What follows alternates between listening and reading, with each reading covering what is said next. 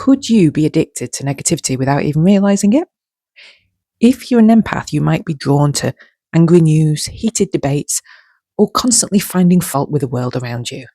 And here's the worrying part, you may actually feel a rush from it. So in this video, I'm about to reveal the 6 signs that you could be caught in a negativity addiction, and more importantly, what you can do to break the cycle. Because the longer you feed negativity, the more it can affect the way you experience your entire life. So let's get straight into it. When we think of an addiction, we usually think about drugs, alcohol, or even gambling. But human beings can also become attached to emotions that repeatedly trigger strong reactions in the body. So negativity can be one of them. And before we go any further, I want to make something very clear. If you recognize yourself in this video, it does not mean you're a bad person. You may simply have become caught in a cycle where stress or anger has become strangely rewarding. We hear a lot about dopamine and pleasure, but our bodies also respond to stress hormones such as cortisol and adrenaline. So let's just take a look at the signs whether you've got a negativity addiction. The first one is you're drawn to media that stirs up anger. So do you click on videos or posts that you know will make you angry, or do you see a headline that you know it will annoy you and yet you click on it anyway? Then you read the comments, then another story, then another. And before you know it, you spent an hour surrounded by things that leave you angry or frustrated. Number 2, you constantly find fault with other people. So we all find fault with others from time to time. It's human nature. But what happens when it becomes your default way of seeing people? You notice what's wrong with everyone, you focus on the mistakes, you pick apart their behavior. And instead of letting things go, your mind keeps searching for the next thing to criticize. Okay, number 3, your thoughts quickly ignite into anger. One minute you're fine, the next minute you're furious. If someone has a different opinion, if a politician says something you disagree with, or if someone cuts you off in traffic, suddenly your mind is off and running. You replay the situation and you become more and more angry. Okay, number 4, you always bring the conversation back to negative issues. For example, someone might tell you some good news, and you find yourself bringing up the downside of that news. Now, normally an empath likes to move away from any uncomfortable conversations, but when you're caught in a negativity cycle, you might find yourself keeping those conversations going, and you don't just discuss the negativity, you actively seek it out.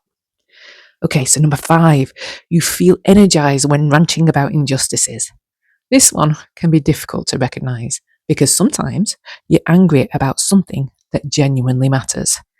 There are real injustices in this world, and of course, it's natural to care.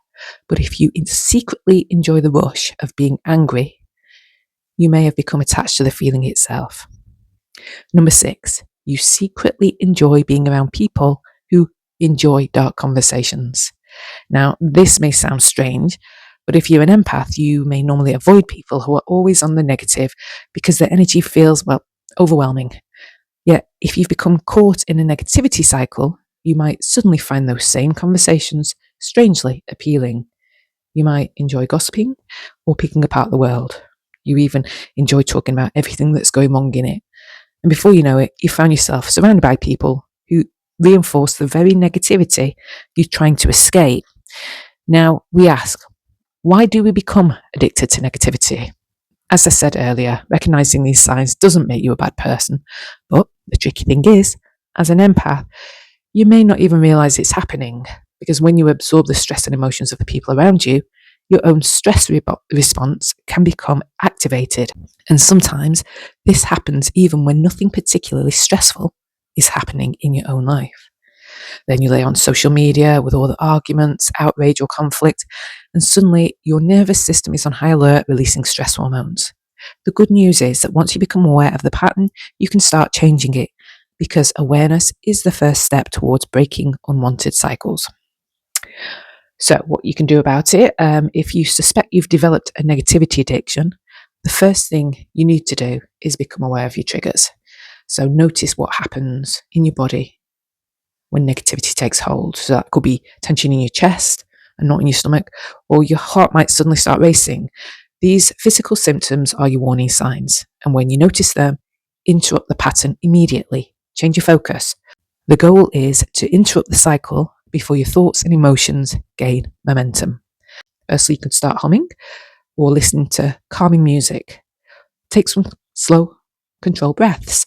One easy technique you can try is box breathing. So you breathe in for 4 seconds, hold for 4, breathe out for 4, hold for 4, then repeat. That's simple. The important thing is to find something that helps you step out of dark emotions. Sometimes the simplest way to break a negativity cycle is to stop feeding it, which in turn protects your body and mind. And most importantly, doing this will make you both happier and healthier, because the more you practice choosing peace over negativity, the easier it becomes.